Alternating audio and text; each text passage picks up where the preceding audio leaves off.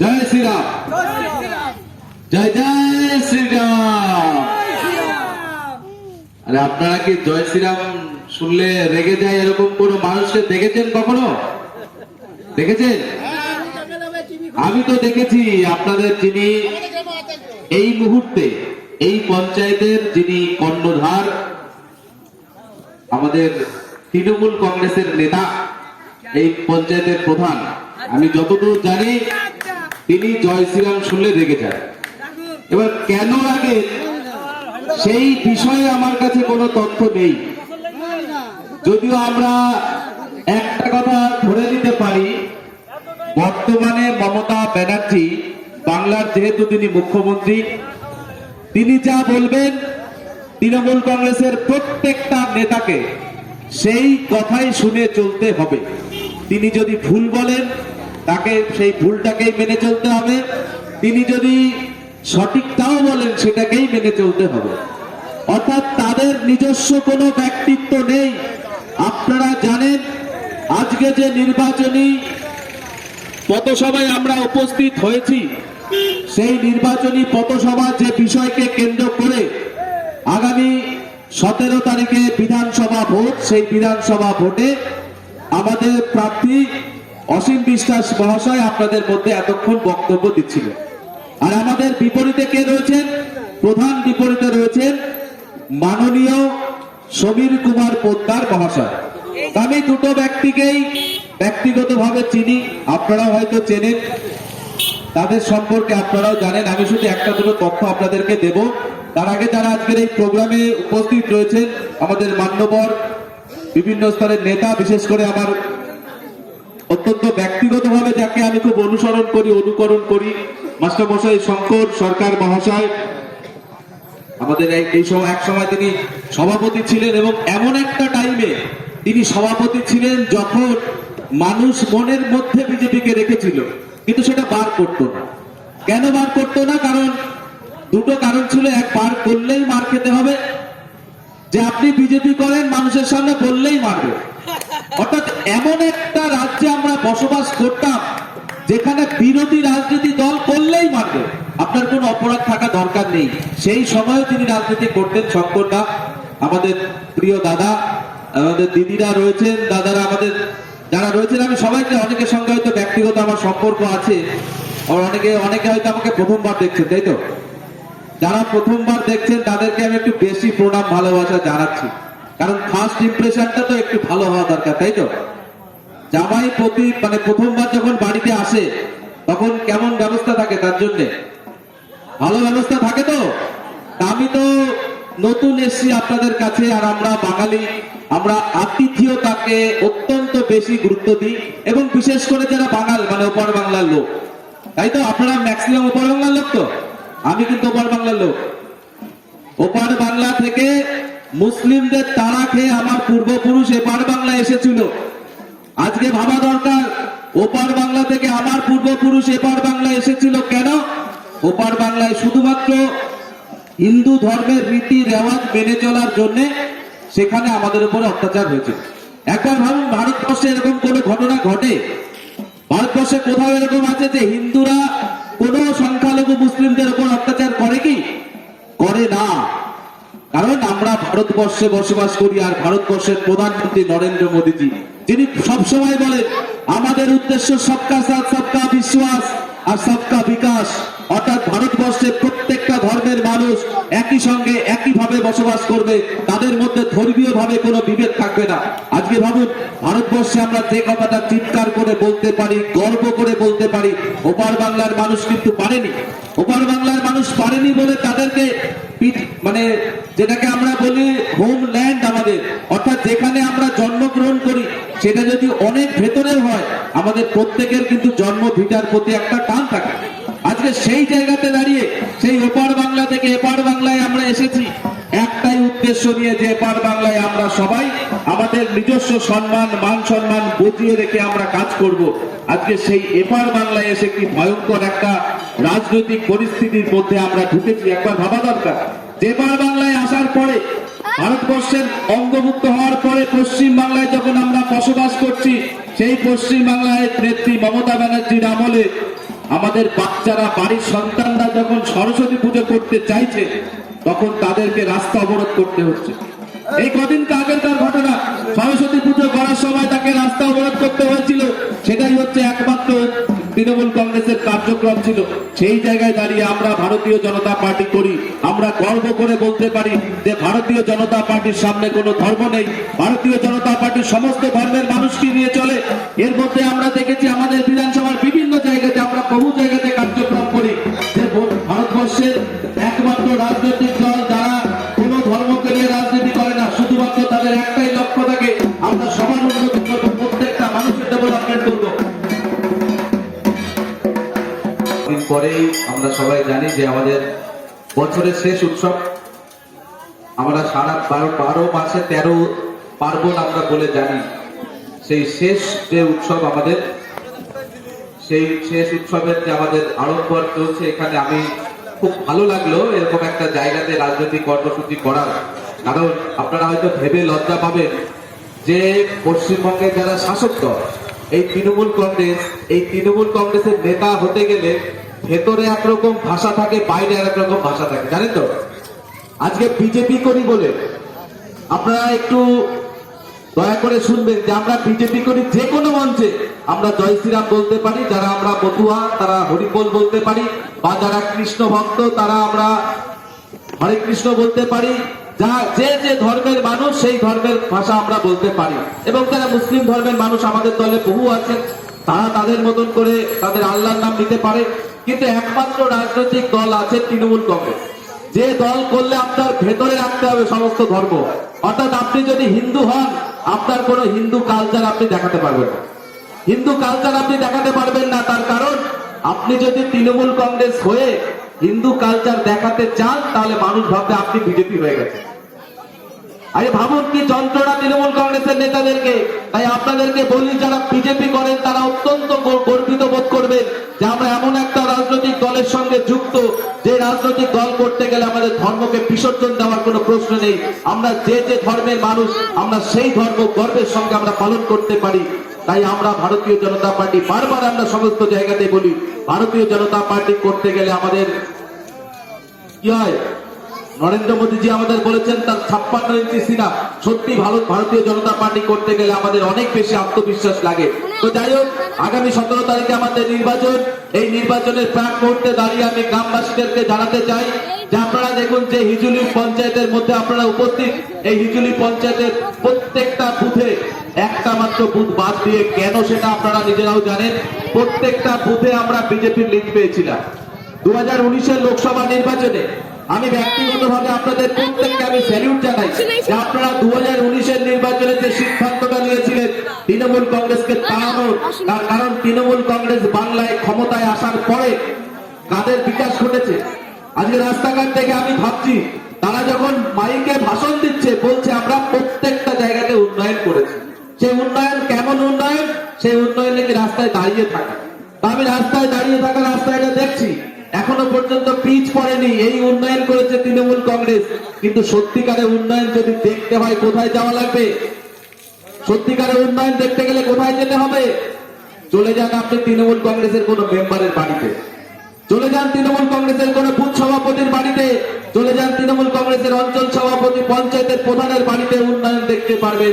যিনি একসময় রিক্সা চালাতেন, আজকে তার বাড়ি 3 তলা হয়েছে। যিনি একসময় রিক্সা চালাতেন, আজকে তৃণমূল কংগ্রেস করার সুবিধার জন্য তিনি 3 তলা বাড়ি করতে পেরেছেন। অর্থাৎ উন্নয়ন শুধুমাত্র তৃণমূল কংগ্রেসের নেতাদের হয়েছে, আপনাদের কারোর উন্নয়ন হয়নি। তাই প্রত্যেকটা মানুষের যদি উন্নয়ন চাইতে হয়, তাহলে সবার প্রথম আমাদেরকে এই সরকারকে উপড়ে ফেলতে হবে। এই সরকারকে যদি উপড়ে ফেলতে না পারি, মনে রাখবেন পঞ্চায়েত ভোটে জোর করে সার্টিফিকেট কেড়ে নেওয়ার ফল আজকে ভুগতে হচ্ছে। আজকে একটা সার্টিফিকেটের জন্য সাধারণ মানুষকে কি পরিমাণ অত্যাচার হতে হয়। আমি নিজেও একটা পঞ্চায়েতের বাসিন্দা, আমি জানি যে তৃণমূল কংগ্রেস করার সুবিধার জন্য যারা শুধুমাত্র তৃণমূল কংগ্রেসের ভোটার, পাকা ভোটার, মানে তাদের আবার 2 রকমের ভোটার থাকে, তারা একদম তৃণমূল কংগ্রেসের যারা পাকা ভোটার তারাই সুবিধা পায়। আমি আমফানকে যখন হলো তখন দেখেছি, লকডাউন যখন হলো তখনও দেখেছি যে সরকারের পক্ষ থেকে যা কিছু এসছে প্রত্যেকটা জায়গাতে তারা নিজেদের ভোটার খুঁজে তাদেরকে দিয়েছে। একবার ভাবুন, যে কোনো সরকার যখন সরকার গঠিত হয় তখন সাধারণ মানুষের সরকার হয়, প্রত্যেকটা মানুষের অধিকার আছে সরকারের সমস্ত রকম সুযোগ সুবিধা পাবার। আর তৃণমূল কংগ্রেস একটাই কথা বলে, সেটা বেকার ভাতার থেকে শুরু করে বৃদ্ধ ভাতা। তারা বলে যে তারা হওয়ার থেকে শুরু করে মরা পর্যন্ত নাকি টাকা দেয়, তাই তো? তাই তো? একটা বাচ্চা যখন জন্মায় তাকেও নাকি টাকা দেয়, মানে মাকে টাকা দেয়, বাচ্চাকে দেয় না। আর সে একটা মানুষ যখন বৃদ্ধ হয়ে মারা যায় তাকে দাহ করার জন্য টাকা দেয়। এই টাকা পেতে গেলে কি পরিমাণ কষ্ট পোহাতে হয় আপনারা সব থেকে ভালো জানেন। আপনারা সব থেকে ভালো জানেন, অনেকে বোধহয় জানেনও না। অনেকে বোধহয় জানেনও না যে একটা সন্তান যখন জন্মগ্রহণ করে মমতা ব্যানার্জি টাকা দেয়, তার কারণ সেই টাকাটা কখন কিভাবে কোন নেতা খেয়ে নেয় সাধারণ মানুষ কোনোদিনও জানতে পারে না। আজকে সেই জায়গাতে প্রত্যেকটা মানুষকে সরকারি যত রকমের সুযোগ সুবিধা আছে, প্রত্যেকটা সুযোগ সুবিধা যদি যারা যোগ্য তারা যদি পেতে চায়, একমাত্র এই তৃণমূল কংগ্রেসকে হারাতে হবে, বিজেপিকে জেতাতে হবে। আর একটা কথা বলে আমি বক্তব্য শেষ করব। দেখুন, গ্রামের মানুষ, আমি নিজেও একজন গ্রামের সাধারণ পরিবারের সন্তান। আমি এরকম মাটি রাস্তা দিয়ে হেঁটে এখনো চলি। কিছুদিন আগে ভাঙাচোরা ইট পাথর দিয়ে একটু রাস্তা করেছে, কদিন আগেও রাস্তা খুব অবস্থা খারাপ ছিল। তা আমি জানি গরিব মানুষের যারা চাষবাসের সঙ্গে যুক্ত তাদের কষ্টটা কোথায়। প্রত্যেকটা মানুষ তারা যখন হাড় হিম করা পরিশ্রম করে, তাদের প্রত্যেকের একটাই স্বপ্ন থাকে চোখে, যে আমাদের জীবন চলে গেছে, কোনো দুঃখ নেই, কিন্তু আমার যে পরিবারের যে সন্তানটা বড় হচ্ছে তাকে যেন অন্তত আমি উপযুক্ত সময় একটা ভালো চাকরির ব্যবস্থা করতে পারি, তাকে যেন ভালো একটা কর্মসংস্থানের ব্যবস্থা করতে পারি। আর যে মেয়েটিকে আপনারা জানেন যে প্রত্যেকটা পিতা প্রত্যেকটা মা তার মেয়েকে কিভাবে আদর করেন, যত্ন করেন। আজকে সেই সমস্ত পিতা মাতার কাছে সব থেকে দুর্বিষহ কাণ্ড, দুর্বিষহ স্বপ্ন যে তার মেয়েকে বিয়ে দেবে কি করে, তার মেয়েকে বিয়ে দেবে কি করে। তার কারণ উপযুক্ত পাত্র পাচ্ছে না। উপযুক্ত পাত্র বলতে আমরা কি বুঝি? আমরা বাঙালিরা কি চাই? যে আমার বাড়ির মেয়েকে আমরা একটা সুপাত্রস্থ করব, একটা সরকারি চাকরি করবে, দিনের শেষে সে একটা বড় টাকা বেতন পাবে, সংসারটা ঠিক মতো চলবে, এরকম একটা পাত্রের জন্য তো আমরা অপেক্ষা করি। আজকে পশ্চিম বাংলায় বিগত 7 বছরে একটা সরকারি চাকরি নেই, সমস্ত চাকরি বন্ধ করে দিয়েছে। তার ফলে কি হয়েছে? বেকাররা তো চাকরি পায়নি, অন্যদায়গ্রস্ত পিতারাও কিন্তু তারা ভালো পাত্র পাচ্ছে না, মেয়েকে বিয়ে দিতে পারছেন না। তাই এই সমস্ত জায়গা থেকে যদি পরিত্রাণ চায়, তাহলে একমাত্র আমাদের এই সরকারকে বদলাতে হবে। আর এই সরকার একমাত্র বদলাতে পারে আপনার ভোটের মধ্য দিয়ে। আমি এলাকার মানুষদেরকে জানাই, দেখুন, তৃণমূল কংগ্রেস অনেক চুরি করেছে। তৃণমূল কংগ্রেসের চুরির যদি হিসাব আমরা করতে চাই, সেই হিসাবও করতে পারবো না। এত পরিমাণ চুরি করেছে, সেটা 100 দিনের কাজের টাকা থেকে শুরু করে প্রত্যেকটা জায়গাতে। আমি দেখেছিলাম কদিন আগে, 2-3 দিন আগে আমাদের একটা নির্বাচন হলো। এই নির্বাচনে দেখলাম তৃণমূল কংগ্রেসের নেতারা ইভিএম পর্যন্ত চুরি করলো। অর্থাৎ যে ইভিএম মেশিনের মধ্য দিয়ে আপনি যে ভোটটা দেবেন সেটা সংরক্ষিত হবে যে মেশিন, সেই মেশিনকে নিয়েও তারা পালিয়ে যায়। অর্থাৎ এদের চুরির কোনো শেষ নেই। তাই চুরি নিয়ে খুব বেশি আর বলতে চাই না, আপনারা অনেক বেশি জানেন। আপনাদের শুধু একটা কথা বলবো, ভারতীয় জনতা পার্টি এবারকার নির্বাচনে ইশতেহারে পরিষ্কার বলেছে, আমরা যদি ক্ষমতায় আসি তাহলে 21 সালের নির্বাচনে ক্ষমতায় আসার পরে প্রত্যেকটা পরিবার দেখে দেখে প্রতিটা পরিবারে একজন করে আমরা চাকরির ব্যবস্থা করব। প্রত্যেকটা পরিবারে একজন করে আমরা চাকরির ব্যবস্থা করব। আর বিজেপি যা বলে, বিজেপি সেটা করে, প্রমাণ করে দিয়েছে। প্রমাণ করেছে তো। বিজেপি বলেছিল রাম মন্দির বানাবো, বানিয়েছে তো। বিজেপি বলেছিল কাশ্মীর থেকে 370 তারা হাঁটিয়ে দেবো, বিজেপি সেটা করে দেখিয়েছে। বিজেপি বলেছিল মুসলিম মহিলাদেরকে এতদিন পর্যন্ত যে অত্যাচার হচ্ছে 3 তালাকের মধ্য দিয়ে, সেই 3 তালাক থেকে মুসলিম মহিলাদেরকে আমরা পরিত্রাণ দেব, দিয়েছে বিজেপি। বিজেপি যেটা বলে সেটা করে। তাই বিজেপি বলেছে যে আপনাদের প্রত্যেকটা পরিবারকে একটা করে চাকরির ব্যবস্থা আমরা করব। আর সেটা যদি আপনাদের মনে হয় একমাত্র বিজেপি করতে পারে, তার কারণ এই যে বর্তমান সরকার রয়েছে এটা কেন্দ্রের সঙ্গে বিরোধী। আপনারা বিশ্বাস করেন মমতা ব্যানার্জি কোনদিন প্রধানমন্ত্রী হতে পারবে? আপনাদের কি মনে হয়? ঠাকুমারা কি মনে হয়? মমতা ব্যানার্জি কোনদিন প্রধানমন্ত্রী হতে পারবে? পারবে না। কারণ তৃণমূল কংগ্রেস একটা মাত্র স্টেটে রয়েছে, তাদের পক্ষে কেন্দ্রে কখনো ক্ষমতায় আসা সম্ভব নয়। কিন্তু বিজেপি কেন্দ্রে অলরেডি ক্ষমতায় রয়েছে। নরেন্দ্র মোদীজি ভারতবর্ষের প্রধানমন্ত্রী। একবার চিন্তা করুন, প্রধানমন্ত্রী আমাদের বিজেপির, আর যদি মুখ্যমন্ত্রী আমাদের বিজেপির হয়, সুবিধাটা কাদের হবে? সুবিধাটা হবে প্রত্যেকটা গ্রামবাসীর, গ্রামের মানুষ, সাধারণ মানুষদেরকে। তাই তো আমরা বলছি ডাবল ইঞ্জিনের সরকার চাই। ডাবল ইঞ্জিন থাকলে গাড়ি কেমন দৌড়ায়? ডাবল ইঞ্জিন থাকলে গাড়ি ভালো দৌড়ায় তো। আর এখন ইঞ্জিনটা কোন দিকে বলুন তো? সামনের দিকে একটা, পেছন দিকে একটা। নরেন্দ্র মোদী সামনের দিকে টানছে আর মমতা ব্যানার্জি পেছন দিকে টানছে। ট্রেন চলতে পারবে? ট্রেন কি চলে বলুন? ট্রেন চলতে পারে না, চলছেও না। কেন্দ্র সরকারের এত ভালো স্কিম রয়েছে গরিব মানুষের জন্য, খেটে খাওয়া মানুষের জন্য, বাংলায় আসলে সেগুলো পাওয়া যায় না। বাংলায় কৃষকদের জন্য কোনো কিষাণ সম্মান নিধি নেই, বাংলায় মহিলাদের জন্য কোনো গ্যারান্টি কোনো যোজনা নেই, বাংলায় স্বাস্থ্য ব্যবস্থার জন্য আমাদের সেই আয়ুষ্মান কার্ডটা নেই, বাংলায় আছে স্বাস্থ্যসাথী। আপনারা কেউ স্বাস্থ্যসাথী কার্ড করিয়েছেন? আপনারা কেউ করিয়েছেন? যদি কেউ করে থাকেন ভালো কথা, সরকারি প্রকল্প আপনারা করতেই পারেন। কিন্তু আপনাদের কাছে বলি, বাংলার মুখ্যমন্ত্রী বলছেন 10 কোটি পরিবারের প্রত্যেকটা লোককে নাকি স্বাস্থ্যসাথী কার্ড দেবে, এবং সেই কার্ডে কি হবে, 5 লক্ষ করে টাকা নাকি চিকিৎসা করতে গেলে পাওয়া যাবে। এখানে যারা আছেন ম্যাক্সিমাম আমি ধরে নিচ্ছি যে আপনারা, আমিও গরিব পরিবারের সন্তান, আপনারাও ম্যাক্সিমাম হয়তো গরিব মানুষ। আপনারা ভাবুন, যখন আমাদের কারোর পরিবারের কোনো সদস্যের উপরে কোনো দুরারোগ্য ব্যাধি বা হঠাৎ কোনো রকম কোনো সমস্যা তৈরি হয়, আমরা তখন টেনশনে আমাদের তো মাথায় কাজ করে না, তাই না? কারণ আমাদের কারোর ঘরে কিন্তু প্রচুর পরিমাণে টাকা কারণ গচ্ছিত থাকে না। সেই সময় তাদেরকে সেন্টিমেন্টাল জায়গাতে আঘাত করার জন্য বলছে প্রত্যেকটা পরিবারকে আমরা স্বাস্থ্যসাথী কার্ড দেবো। এই কার্ডে আপনি ছুটে যাবেন কোথায়? হসপিটালে। এই কার্ডে আপনি হসপিটালে ছুটে যাবেন, আপনার পেশেন্ট আইসিইউতে ভর্তি, হসপিটালের মালিক কি বলে দেবে, যারা রিসেপশনিস্ট তারা কি বলে দেবে, যে আপনার কার্ডে টাকা নেই। ইতিমধ্যে আমরা দেখেছি, সোশ্যাল মিডিয়াতে, টিভিতে দেখেছি, সমস্ত জায়গায় যেখানে যেখানে গেছে তার বাপ মানে মৃত্যু সজ্জায় পাঞ্জা লড়ছে, সন্তান তখন তাকে ভর্তি করছে অ্যাডমিট। এই কলকাতার ঘটনা, কদিনকার আগের ঘটনা, বলছে এই স্বাস্থ্যসাথী কার্ডে কাজ হবে। তাহলে আমি বলতে চাই, তৃণমূল কংগ্রেসের নেতারা যারা হাজার হাজার লক্ষ লক্ষ টাকা খরচ করে ওই দুয়ারে সরকারের নাম করে প্রত্যেকটা মানুষকে স্বাস্থ্যসাথী কার্ডের জন্য লাইনে দাঁড় করিয়ে বলছেন স্বাস্থ্যসাথী কার্ড হাতে নিয়ে বিজেপি করা যাবে না, তাদের কাছে বলি যে আপনি যদি আপনার সরকার 10 কোটি মানুষকে স্বাস্থ্যসাথী কার্ড দেয় এবং তাদের মধ্যে যদি 5% মানুষ, মাত্র 100 জনের মধ্যে 5 জন যদি স্বাস্থ্যসাথী কার্ড ক্লেম করে এবং সেই টাকার পরিমাণ যদি 2 লক্ষ হয়, 5 লক্ষ ছেড়ে দিন, তাহলে টোটাল 1 বছরের শেষে রাজ্য সরকারকে 1 লক্ষ কোটি টাকা দিতে হবে। ভেবে নিন, 100 জনের মধ্যে মাত্র 5 জন, আমি 95 জনকে ছেড়ে দিলাম, মাত্র 5 জন যদি বছরের শেষে মাত্র 2 লক্ষ করে টাকার জন্য হসপিটালে যায়, সরকারকে বিল দিতে হবে মিনিমাম 1 লক্ষ কোটি টাকা। কোথায় পাবে রাজ্য সরকার? এই মুহূর্তে দেনার পরিমাণ কত? এই মুহূর্তে দেনার পরিমাণ কত রাজ্য সরকারের? 5 লক্ষ কোটি টাকা। 5 লক্ষ কোটি টাকা এই 40 বছর ধরে দেনা করেছে, আর ভাবুন মাত্র 1 বছরে 1 লক্ষ কোটি টাকা নাকি স্বাস্থ্যসাথী কার্ডের জন্য দেবে। তাই আমি বলতে চাই, এই ভাওতাবাজি দিয়ে গরিব মানুষের সেন্টিমেন্টকে কাজে লাগিয়ে তৃণমূল কংগ্রেস যেন একটা ভোটও না পায়, আপনাদের প্রত্যেকটা ভোট যেন নরেন্দ্র মোদীজির পক্ষে হয়, আপনাদের প্রত্যেকটা ভোট যেন ভারতীয় জনতা পার্টির পক্ষে হয়। আর একটা কথা বলে আমি আমার বক্তব্য শেষ করবো। দেখুন, আপনারা অনেকক্ষণ ধরে শুনছেন বক্তব্য, শুনতেও মনে হয় ভালো লাগছে না, আপনাদের বাড়ি যাওয়ার বিষয় রয়েছে, আর আপনাদের মূল যে আকর্ষণ ছিল আমাদের প্রার্থী অসীম বিশ্বাস, তার বক্তব্য আপনারা শুনেছেন। আমি একটা কথাই বলে আমার বক্তব্য শেষ করব। দেখুন, যে কথাটা আমি বারবার বলছিলাম, যে গ্রামের মানুষ, খেটে খাওয়া মানুষ, তাদের অনেক কষ্ট আছে। তাদের কাছে ভোট মানে কি? তাদের কাছে ভোট মানে 5 বছরে মাত্র একবার প্রতিবাদ করার জায়গা। আজকে রাজনীতি করে আমাদের সারা বছর সাধারণ মানুষের কাছে থাকতে হয়, কিন্তু আপনারা কেউ বাধ্য নন নেতাদের ভাষণ শোনার জন্য, আপনারা কেউ বাধ্য নন। আপনারা প্রত্যেকে ভারতবর্ষের নাগরিক, পশ্চিমবাংলার নাগরিক, আপনাদের 100% সহযোগিতা করার জন্য কিন্তু আমরা রাজনীতি করি। তাই সারা বছর রাজনীতি আমাদের করার কথা, আপনাদের করার কথা নয়।